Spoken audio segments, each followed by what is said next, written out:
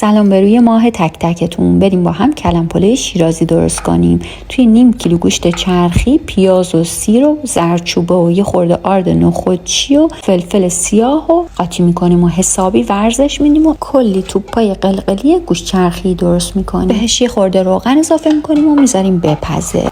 کلممون رو برش میزنیم تا آماده تفت دادن بشن. 2 قاشق روغن غذاخوری، 1 کوچولو زردچوبه و فلفل سیاه می‌ریزیم و کلمو بهش اضافه میکنیم. یه آب لیمو ترش هم بهش اضافه میکنیم. کلمو پخته میشن، آب برنجمون رو میذاریم، یه سری به قلقلیا میزنیم و میریم سراغ سبزیجات. حالا شیوید و جعفری و گیشنیز و تره و ترخون خورد میکنیم. برنجو میذاریم بجوشه. 2 دقیقه آخر پخت برنج سبزیجاتو بهش اضافه میکنیم. حالا یه لایه سیب زمینی، یه لایه برنج، کلمای پخته شده و قلقلیا و طبقه بالایی هم همش برنج. برای اینکه برنج بهتر دم بکشه 1 کوچولو آب جوش بهش اضافه میکنیم. حالا نوبت میرسه به سالاد شیرازی. غذای شیرازی بدون سالاد شیرازی مزه نداره. خب ترکیباتش هم خیار و گوجه و پیاز. جای نعنا خشکم بهش جعفری تازه زدم، نمک و فلفل و روغن زیتون. بعد حدود 1 ساعت پلومون آماده. با قابلمه های لایف اسمایل روغن کمتری برای آشپزی نیاز دارید و غذاهای سالمتری میخورید.